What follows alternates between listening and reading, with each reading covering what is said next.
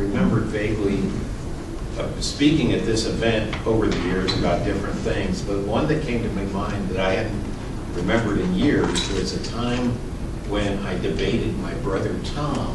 Yes. And it was over a presidential candidacy, you know, the Democratic primaries, and I can't remember when One of you was Al Gore, and the other was I don't know. I was thinking he was Howard Dean and I was John Kerry. That's what I was thinking. Because that's the one time I can remember that he and I disagreed about who should get the Democratic nomination, but who knows. Anyway, I'm here to talk about issue 13. And, you know, if you read the ballot language, it simply says that it would eliminate anonymous and unlimited contributions from people who own limited liability companies. And I think that's kind of a no-brainer. If you read the ballot language, you're just going to vote yes. So I really have nothing more to say. But just to give you a little background about how we got here, which I think is at least a little entertainment for your lunch, and for my lunch, which I got for free, thank you. This goes back to 2001, I think it was, when a group of people, Bobby Stern, Marion Spencer, Peter Strauss, the NAACP, the AFL-CIO, all got together to impose the first campaign contribution limits on candidates for city council and for mayor. And at the time, there were some big families, the Linders come to mind, who were writing very big checks to favored candidates for council and kind of getting what they wanted from those council members once the dust cleared. And a group of people said, you know, this isn't fair. This is not the way our city should run. It was part of the original efforts to rein in campaign contributions and spending. And the limit was $1,000 per person. And that made sense. It was a reasonable amount of money that you could give, but it wouldn't allow one family or a group of families to kind of control who gets elected to council. And council campaigns were getting more and more expensive. Well, how did that get hijacked? Because it did. And I think it was in 2005 when then Councilman John Cranley kind of quietly went to the Cincinnati Elections Commission with this question, which was, well, what about limited liability companies? Shouldn't they have their own contribution limit? And so quite frankly, secretly, there was no published opinion. The Cincinnati Election Commission issued this opinion to Mayor Cranley, and I think it was circulated to other council members at the time, essentially saying LLCs are people too, and they have their own contribution limit. Now, under Ohio law, LLCs, you can write a campaign contribution from an LLC account. That's a limited liability company. But Ohio law is very clear. There are limits you can contribute to statewide candidates and legislative candidates, and if you write a check from your LLC account, it counts against your personal limit. So if I have 5 LLCs, I still have a $1,000 limitation, and so I can write $200 checks from each of those, but I can't exceed the $1,000. Well, with the barn door open from this kind of secret Cincinnati Elections Commission opinion, suddenly big checks were being written from multiple LLCs. And I found out about it because I was helping Yvette Simpson in the last campaign. My job was to take a look at where the money was coming from to Mayor Cranley's campaign. And what I found and discovered initially was this alphabet soup of LLC donations disclosed on his campaign finance reports. And you didn't know who the owners were. So we filed a complaint with the Ohio Elections Commission that required Mr. Cranley to correct his forms because the law requires you to put the owners of the LLCs on there. And then I found out a whole new set of disturbing facts, which is that many of these LLCs were owned by the same people.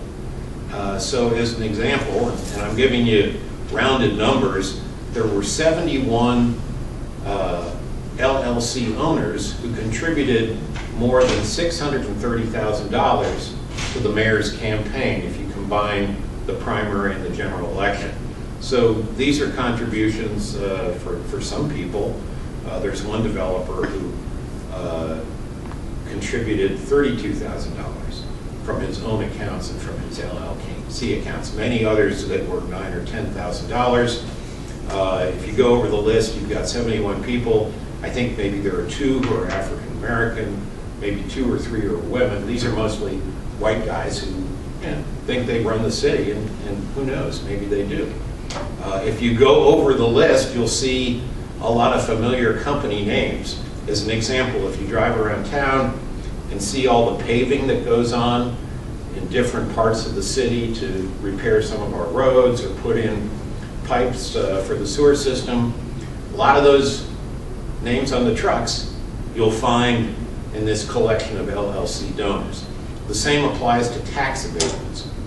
A lot of those people you see on those lists get big, generous tax abatements. You remember when the city manager got fired, he said, you know, I didn't like the fact that the mayor is intervening in these development deals. And there are a lot of sweetheart development deals that I disagree with. This is what the manager was saying.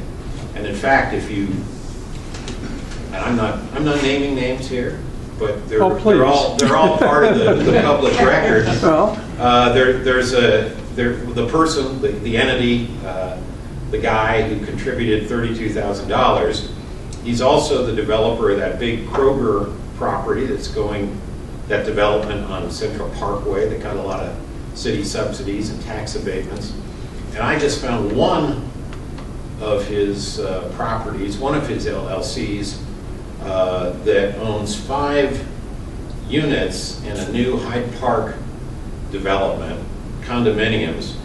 The 5 units total value is like $4.8 million, so nearly $1 million a unit.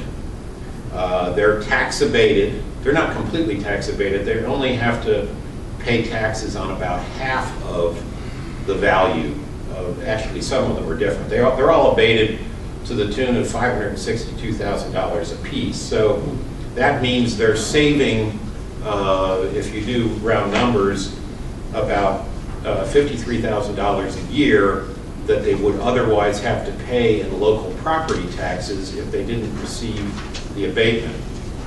So if you think about it, this one LLC puts $1,100 into the mayor's, campaign fund, tip jar, whatever you want to call it. It's actually, he's kind of a cheap tipper, but what the heck? He's getting a real benefit out of it. We just heard about the children's levy.